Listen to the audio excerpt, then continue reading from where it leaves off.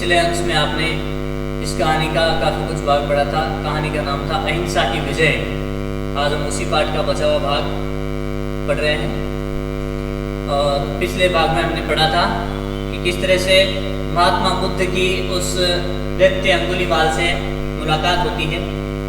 और यह दैत्य अंगुलीमाल जिससे महात्मा बुद्ध कुछ प्रश्न करते हैं कि मैं तो ठहर गया, तू कब ठहरेगा।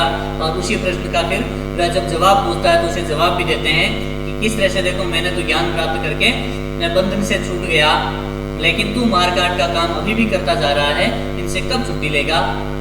ऐसी बात कही उन्होंने। इसके बाद देखो क्या प्रभाव पड़ता है उस डाकू पर। आगे का भाग हम पढ़ेंगे इस कहानी का।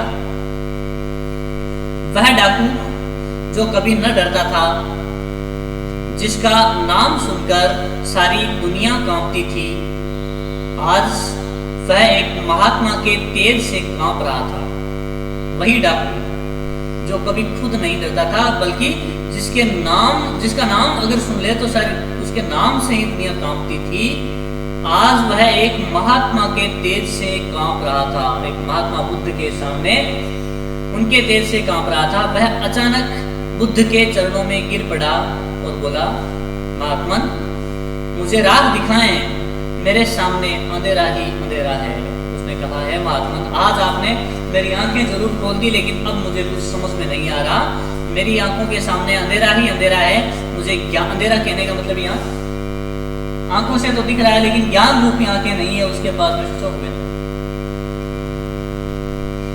ज्ञान रूपी आंखें नहीं है उसके पास में।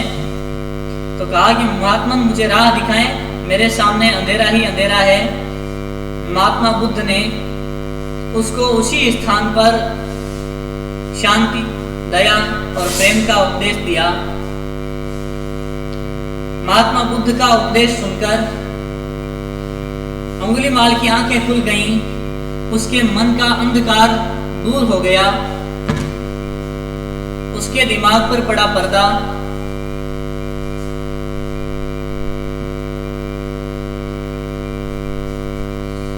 उसके मन का अंधकार दूर हो गया, उसके दिमाग पर पड़ा पर्दा हट गया। उसने अंगुलियों की माला तोड़ डाली।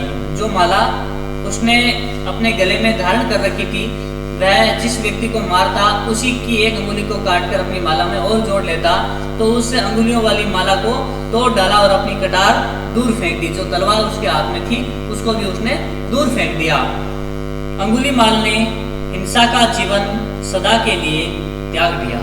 और अंगुलीमाल ने जो हिंसा का रास्ता अपनाया था, जो हिंसा का जीवन था उसका, हिंसा मतलब अन्याय करना, एक दूसरे को मार काटना,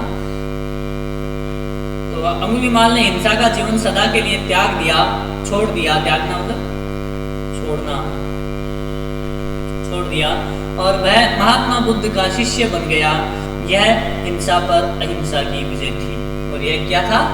हिंसा पर अहिंसा की विजय थी, जीत थी। विजय का मतलब जीत। तो इस तरह से अहिंसा की जीत हुई। हिंसा पर जो हिंसक बना हुआ था, जो मारकाट मचाता था, लोगों को मारता था, ऐसे व्यक्ति पर एक विचार, एक भाव अहिंसा, उसकी जीत हुई। और महात्मा बुद्ध ने उसे सन्मार्ग दिखाया, उसको ज्ञान दिया। और इस तरह से एक राक्षस महात्मा बुद्ध से ज्ञान लेकर अच्छे मार्ग पर चलना सीखा एक राक्षस ने। ये पूरी कहानी थी भगवत शरण उपाध्याय द्वारा लिखी हुई। और इस तरह से इस कहानी से एक संदेश भी मिलता है कि हमें भी हमेशा अहिंसा के मार्ग पर चलना चाहिए। कभी हिंसा नहीं करनी चाहिए, दूसरे को नुकसान नहीं पहुंचाना चाहिए, मारना नहीं चाहिए, जबकि हमें हमेशा अहिंसा के मार्ग पर चलना चाहिए, क्योंकि अहिंसा की ही जीत होती है, हिंसा हमेशा हारती है। देखो इस पाठ के कुछ प्रश्नोत्तर पुस्तक कार्य के रूप में जो थे मैंने दिए थे कल।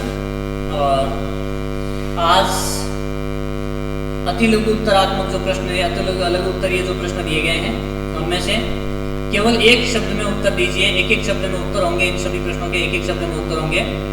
श्रावस्ती कहाँ की राजधानी है? आप पाठ में पढ़ोगे, आपको मिल जाएगा उत्तर सीधे सीधे। राजा प्रसेनजीत की चिंता का कारण कौन था? यह भी आप जानते हैं। अंगुलीमाल ने कितने आदमियों की हत्या करने की प्रतिज्ञा ले रखी थी? यह भी पाठ में से आप आराम से देख सकते हो। इसके उसके बाद एक वाक्य में उत्तर लिखिए। इन प्रश्नों के एक एक वाक्य में उत्तर होंगे। राजा प्रसेनजीत ने महात्मा बुद्ध से अपनी चिंता का क्या कारण बताया? फिर एक है, महात्मा बुद्ध ने धीरज बंधाते हुए राजा से क्या कहा? फिर अंगुलीमाल मरे हुए आदमियों का हिसाब रखने के लिए क्या करता था? इन तीनों प्रश्नों के भी एक एक पंक्ति में जो जवाब होंगे वे आपको देने हैं। आज के लिए बस इतना ही।